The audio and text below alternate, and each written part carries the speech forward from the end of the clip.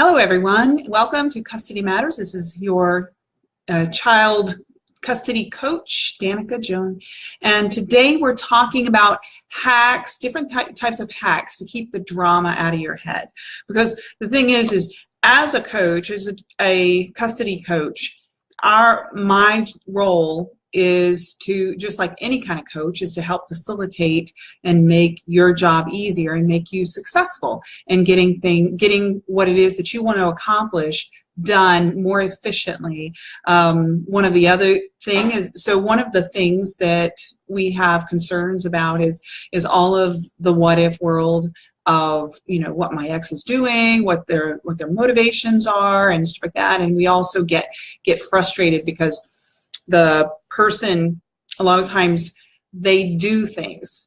They might send you page and pages of text, or they might twist things around, maybe even try to change history. Maybe the words that they're writing on their emails and their texts and leaving voicemails and stuff like that could be things that you feel like are just sort of setting you up so that you look bad in court.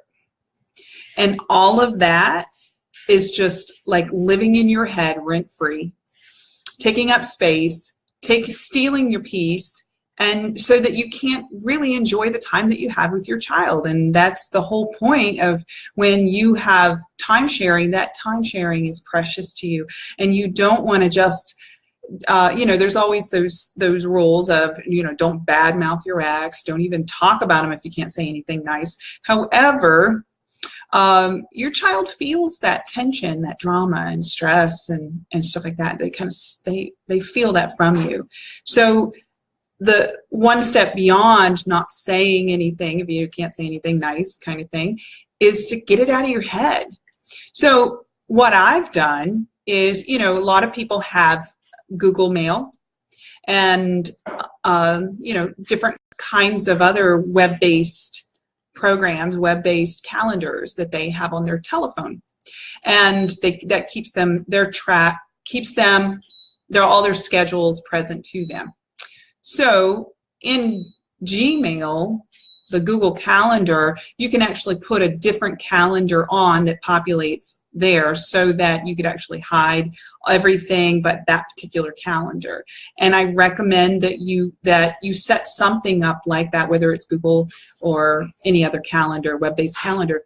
So you set your calendar up, and it's specifically meant for you to make notes on what went wrong and what went right, any kind of things. So it gets out of your head and gets it on the calendar. So once you get it dumped on that calendar, you don't have to worry about it. You don't have to worry about the what if world, because it may not even happen. There may not be an incident that gets brought up, but at least it's out of your head. And you're not wondering, oh my goodness, was that 4 days or was that 10 days ago that incident happened that's now being used against me, and I'm getting, and child services is being reported about it. I can prove it. And judges really like that. This is another thing that judges like. They like bullet points instead of reams and reams of walls of text, walls of paragraphs of information. They really are not interested in how eloquent you write and how many impactful words that you use when you're trying to explain how devious your ex is and all the things that they're doing.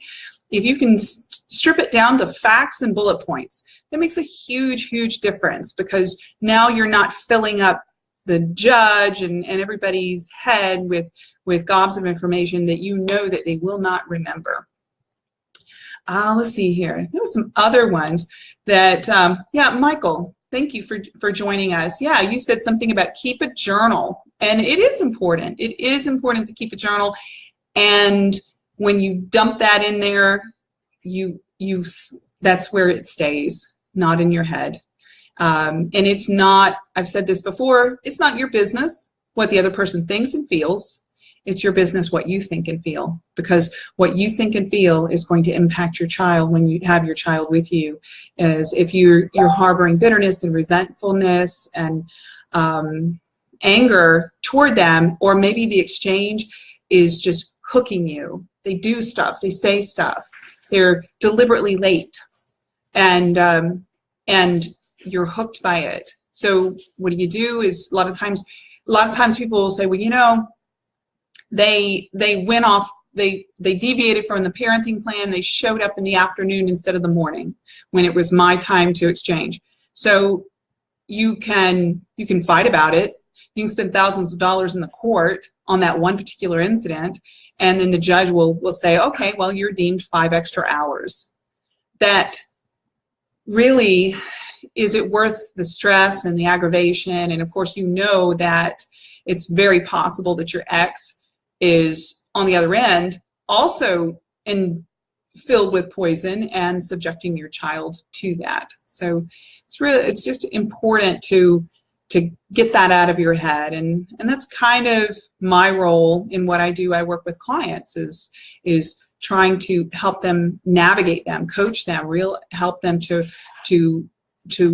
see the whole picture and get out of the emotional state, because when you're in the emotional state, you're not thinking like analytically, you're thinking with your emotions, which means that you're just reacting to things, and that's how battles can get really bad. Well, you know, like, well, so you get frustrated because your ex is not adhering to the parenting plan. So you're like, well, why should I adhere to the parenting plan? Well, that's fighting craziness with craziness. And somebody has to be the ground, the foundation for that child. That child needs to know that there is somebody in their life that they can depend on as their rock, their solid rock, that no matter the circumstances, no matter what they bring up and they say, hey, you know, my parent said that you did this and this and this, instead of counteracting it as if the child needs to know, you know, all your, like you're setting the record straight with your child, the child's just kind of giving you a little indication of what's going on in the other household. Take note. But really, the best way to react to questions like that, when a child is saying, hey, you know, my parent says that I don't know, I can't think of anything particular, but, you know, just makes false accusations to make you look bad. And you really should counteract that with your child and with a question. Answer the question with a question and say, well, you know, what do you think? Do you think that I'm that way? Do you think I would do anything to hurt you?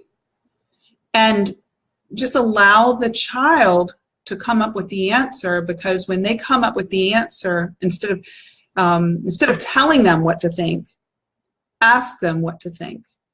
And then when they come up with the answer, it resonates with them and it stays with them longer, even when they go back to their other parent.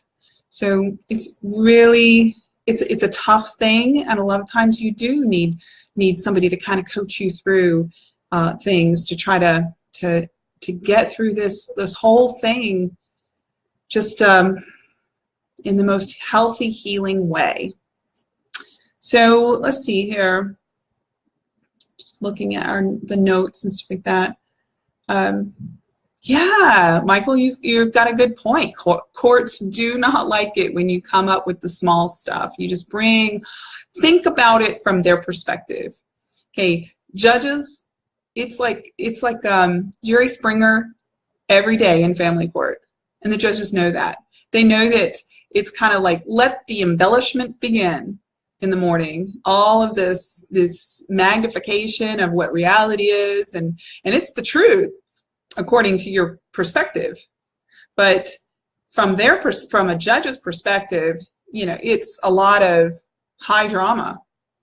And they're trying to cut through all of that and try to make a decision that impacts a child's life. And it's not an easy job. I'm not saying that that all the judges see their role as profoundly as it needs to be seen, but trying to see it that way. That's another thing, like principals and teachers and doctors as well. They don't want to get depositioned. They don't want to get subpoenaed. They don't want to, their heart is to do what's best for the child. And I would say that even with child services workers, that's their role as well. And if you've been accused, if you've had allegations pressed against you, it's their job to investigate. They're just doing their job. So it's probably not a good idea to make their job worse and make an enemy out of them, because they could actually be an ally. Because if you have been accused of something wrongly and you are completely forthright with the investigation and stuff like that, or in any situation, then they start seeing it. Even if they had a bad impression at first, it starts showing itself to them that, wow, this person's not this horrible person that I first thought that they were. So you just see them as your ally, not your enemy. And that could really shift things for you. So that's all the tips I have for you today. Thank you for watching, and I wish you a great week, and I will see you on Thursday.